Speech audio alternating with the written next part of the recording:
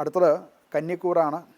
Virgo എന്നാണ് ഇംഗ്ലീഷിലുള്ള പേര്. ഉത്രത്തിൽ മുക്കാൽ, അതായത് ഉത്രത്തിൻ്റെ അവസാനത്തെ 3 പാദവും അത്തം ചിത്തിര 1ഉം 2ഉം പാദങ്ങളും ചേർന്നതാണ് കന്നിക്കൂറ്. 7ാം ഭാവത്തിൽ മീനത്തിൽ കുജനും ശനിയും ഉള്ളതുകൊണ്ട് പല തരത്തിലുള്ള ബന്ധങ്ങളിലും മറ്റുമൊക്കെ പല തരത്തിലുള്ള സമ്മർദ്ദങ്ങളും ഒക്കെ ഉണ്ടാകാൻ സാധ്യതയുണ്ട്.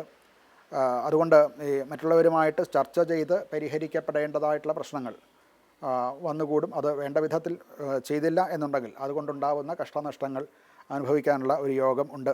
ജോലി രംഗത്ത് മറ്റ് സഹപ്രവർത്തകരുമായിട്ട് ചില അഭിപ്രായ വ്യത്യാസങ്ങളൊക്കെ ഉണ്ടാകാൻ സാധ്യതയുണ്ട്.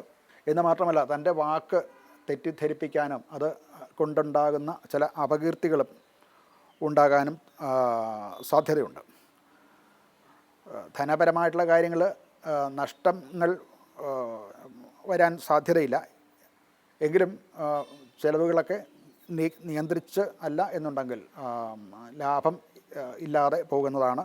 ഓരോ ചില പ്രൊജക്റ്റുകളിലും മറ്റുമൊക്കെ ലാഭം കിട്ടേണ്ടതാണ്. എങ്കിലും ഫലത്തിൽ അത് അവസാനം വരുമ്പോൾ ലാഭം അങ്ങനെ കാണാത്ത ഒരവസ്ഥ സംജാതമാകുന്നതാണ്.